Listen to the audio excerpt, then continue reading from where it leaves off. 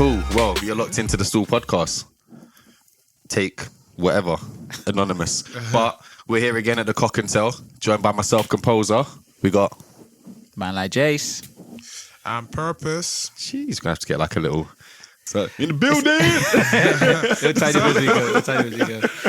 I just don't want to sound too high, man. Yeah. No, exactly. But yeah. So for those that are first time listeners, Komposa, why STOOL? What is STOOL? STOOL being the soundtrack of our lives.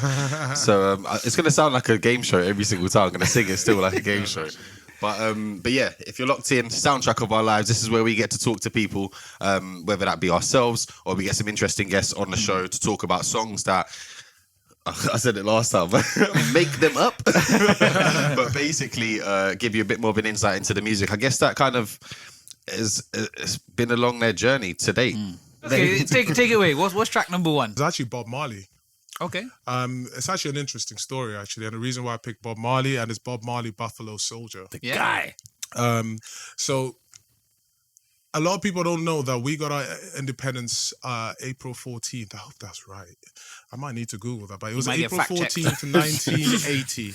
Okay. So we were a British colony. We were colonized by the British. So Zimbabwe, Robert Mugabe led us to get our independence. There was a war.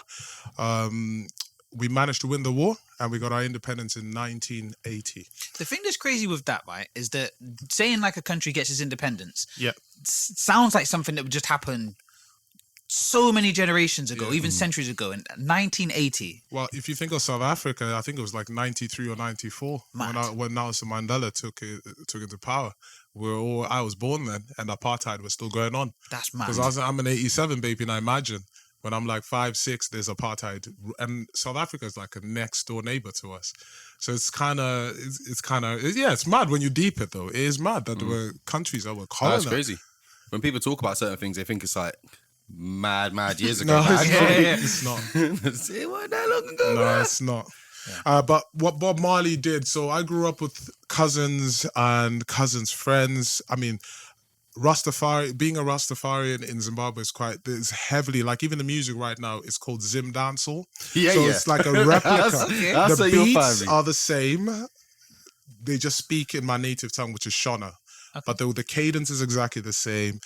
In fact, if you didn't know any different, you might think it's Jamaicans on a track. You might just think that, but it's a direct replica. So you can see how much influence came from Jamaica. Like, so going back to Bob Marley did one of his final shows was on April 18th. I had to Google that because I wanted to make sure I got it right. I love how April 18th. Purpose has just come with the history. 1980. Check. He's like, yo. 1980. Yeah, 1980. 7:02 p.m. In celebration of our independence, Bob Marley did on the National Stadium. Smashed it. I think I can't remember what the numbers were. I'm not going to make up those numbers, but there were thousands of people. He came to celebrate, and he did write a track also called Zimbabwe. I don't know the lyrics that well, and he just realized it now. I should have known that, but it's just Buffalo Soldier just resonated a lot. I think because of the war that we went through in Zimbabwe. I did have family members who fought in the war. I think the reggae music he was doing inspired a lot of people to go to war. I mean, I wasn't born then, but my mum has told me stories from back in then. Yeah, I won't go into this. Some of them are quite deep, what she experienced, but it was just how music inspired a lot of people. So over the years, I grew up and I kept hearing this song, Buffalo Soldier. Yeah. I was just like, as soon as I hear that song, it just takes me back then to growing up in that environment. But I never understood what it meant to people, why they kept. Even seeing people smoking weed, I didn't know people smoked weed. I didn't even know what weed was when I was back in Zimbabwe. But now when I look back, I'm like, I'm seeing bare people was just so high, fam. They were always so leng. Bush, man. And it's that bush weed, it's that natural shit that they were growing. When I was at primary school, we sung hymns. Like there was no other choice. You sung hymns. I went to Eastern Primary, which was C of E school, and we were just singing hymns every day. My children then went to different primary school. Yeah. But they're coming back and they're singing like. They're singing songs. They were singing like 5. Get on up when you're down. And then when me and everyone singing it, are those now seen as the hymns in school? But this is the thing, like at the school, because schools are so much more diverse and there's a lot more cultures. There's not the focus on the Christianity side. Their school is an academy and they've got quite a mix of children. But it was that thing of mad though that 5 is. But it's that thing where the kids would come home and sing it. Yeah. And then like I'll start finishing the lyrics and they're like, "How do you know that song?" I'm like, Sit down. Sit down. Let me tell you a story. teach But yeah, there's a bit of a. I had to have a pop track on there. Okay, that's nice. that's the tribute to pop. S Club 7 being a big one. S Club 7. that one. Do you know? Okay. So for you, is it S Club 7 over Spice Girls? Do you reckon? Bro, that's a whole other podcast because I was really into the Spice Girls, but I don't feel like that's not one that I remember kind of having an impact. Like I said, the music in certain eras. Yeah. Seymour Family Nightclub, S Club 7 reached like that's the thing. Yeah. It takes Because you back. Spice Girls, like I went to go see Spice World movie premiere. Just saying, I went to go see that. These are Saying the it confessions. with chest, okay? I went and watched that film at the cinema. I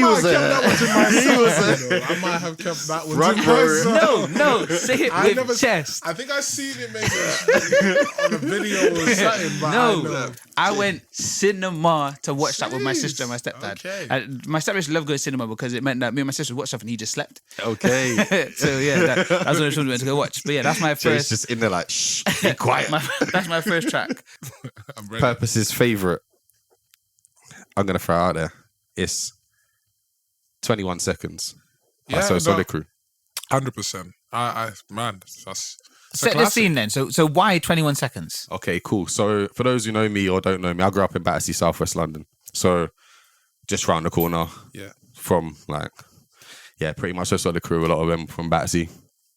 The music at the time was very new to the underground scene as we know it now. Anyway, we call it an underground scene. But even like we've spoken about before, I think the thing for me is, for one, I think it was the first CD I ever bought. 21 Seconds was the first CD, and if I remember correctly, what you used to have the original single. Yeah. The second one would be like a remix. The remix, yeah. And then the third one would be either a cappella or instrumental. and I was always hoping it would be an instrumental so I could spit some bars over it randomly, yeah. But I remember having that and I just thought it was absolutely sick. I think, do you know what, for me, and I'm glad I can say this and being honest, it being a UK track as the first track for me to mention, because seeing what it, and as we know anyway, paying homage, we know what it done for the scene, we know kind of how big it was to see the boys from around the corner on telly performing it, going to the bricks, all of that, etc. It was a monumental time for I think that everyone. must resonate a lot for you because, you know, the guys that you grew up with, next thing they're on TV. Yeah, definitely. like, Everyone's all around. Yeah, so that's like, crazy. It's just different estates, different whatever. But it was nice to see people from your area. Do you know what I mean? Doing well 100%. and On top of the getting on there. pops, like On top of the they were pops. on top of the pop. For the Blacked younger out too, listener you know. that doesn't know, I just see it. yeah, it's All the that thing. leather and Yeah, I everything. know all the the bag leather of coats. man. That's what I'm There's a seeing. lot of people like. now when you look at the charts and it's all like whatever's being played is just suddenly hitting the charts. You got whole albums being in the charts. Yeah. But back then it was like you had top of the pops. You tune in on a Friday to see Yeah, like 100%. who was number one. Oh, Yeah, it's true. I agree. And they I were, agree. and it's all these different shades of brown, like all these people from all these different backgrounds. Yeah. Like that wasn't happening that much. It was few and far between that were getting that kind of notoriety, you know? Yeah, it was mad. I remember just hearing that ding, ding, ding, ding, ding, ding, ding, ding. Where did it chart back in the day? I can't remember. 21 Seconds is a song by UK garage crew So Solid Crew. It was released as the second single from the debut album They Don't Know and was the first of 5 consecutive top 20 hit singles for the group. It topped the UK singles chart in August 2001. Mad. And that was a banger as well. Yeah. They don't know about my crew. They don't know what I do. You know, I just remember everyone having. I think everyone owned that album at some point. Let's be real about it. Yeah, Oh, that For album the- was banging. yeah, Just yeah. On that- loop, but that like I say, yellow 'cause you had the writing as well, single, it would just stick out. It's back then when if you had your CD player and it would literally just have the repeat one and you would happily just have that play over true. and over. The repeat CDs. Come on, a lot of these kids, they're not gonna know what CD. I remember buying that CD. To be fair, that's probably the only UKG CD I ever bought in my life. But I definitely bought that. And what's next, Komposa? Banger. Shout out to Cock and Tail for hosting us as Yeah, well. 100%. Amazing man. venue. The venue like, is amazing. You guys should definitely come out and check this place out. It's an amazing venue. The beer garden, the garden is amazing too. Just definitely. And you got to try. What is it? The Jube. Oh, the slushies, man. Yeah. Okay. Oh, the Anyway, slushies. Yeah. the Let's- slush. Okay, but the Jubilee. No, yeah. the Bandon. There is also some other places that you go. But we'd be really interested to hear you guys. Make sure you get in touch because we would love to hear what your soundtrack would be. What is the soundtrack of our lives, and what is your guilty pleasures? Yeah, that would be interesting. Let us know. Until the next time. Stool. Peace. Signing out, Purpose. Yo. Yeah. See you soon. Yo.